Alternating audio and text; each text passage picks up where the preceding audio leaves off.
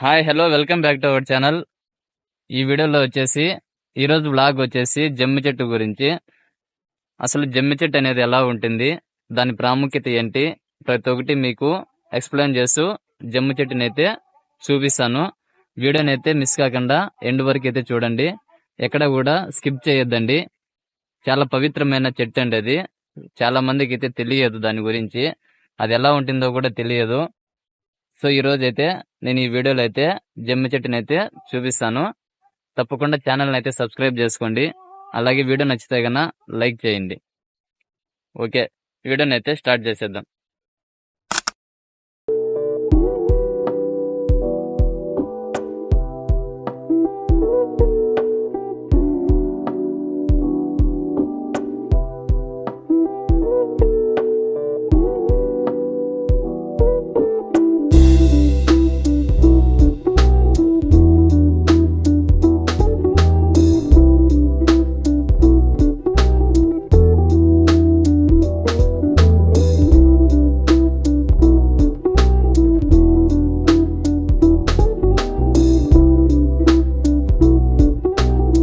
Finally మనము జమ్మి చెట్టు దగ్గరికి అయితే వచ్చేసినాము.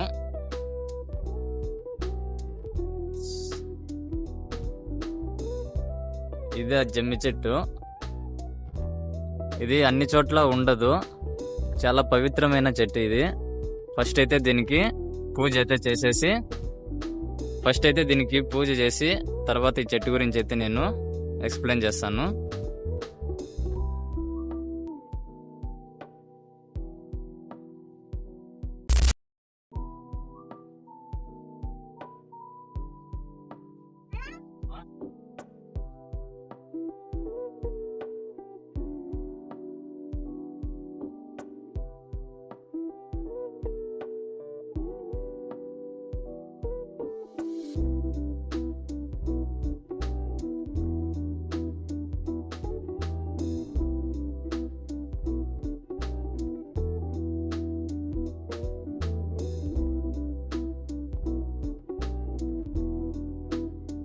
ఒకసారి చెట్టు మొత్తము చూపిస్తాను, చూడండి.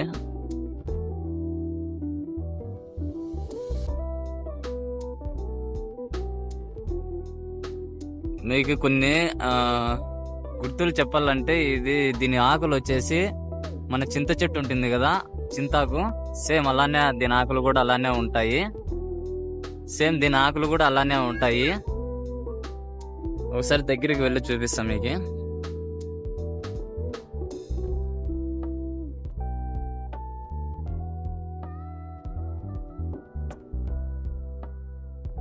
ఇది చాలా పవిత్రమైన చెట్టు. చూడండి, చెట్టు కూడా మనకి సేమ్ చింత చెట్టు ఎలా ఉంటుందో అలానే కనిపిస్తుంది మీకు. ఈ చెట్టు కూడా పక్కన చూడండి, ఇట్లా చూసుకున్నట్లయితే కన్నా మొత్తము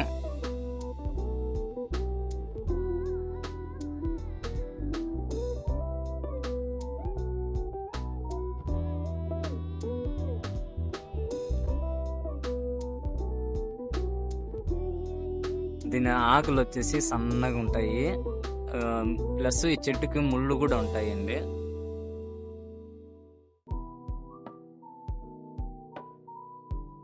ఈ జమ్మి చెట్టు దగ్గర వేప చెట్టు కూడా ఉన్నది.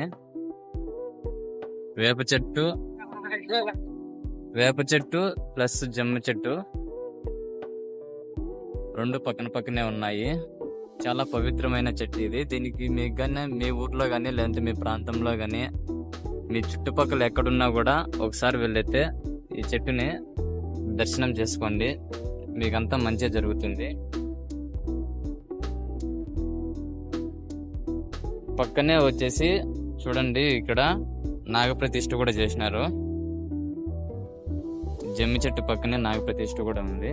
ఇప్పుడు నేను చూపిస్తున్న ఈ చెట్టు వచ్చేసి అన్నమయ్య జిల్లా బీకోతకోటకి దగ్గరలో ఉన్న రంగసముద్రం అనే ఊరు పక్కలో ఉంది ఇది చెట్టు. ఇక్కడ వాళ్ళు ఎవరైనా వీడియో చూస్తుంటే గనా కామెంట్లలో కామెంట్ చేయండి. అలాగే జమ్మి చెట్టు గురించి మీకు ఇంకా ఏమైనా తెలుసుంటే గనా కామెంట్లలో చేయండి.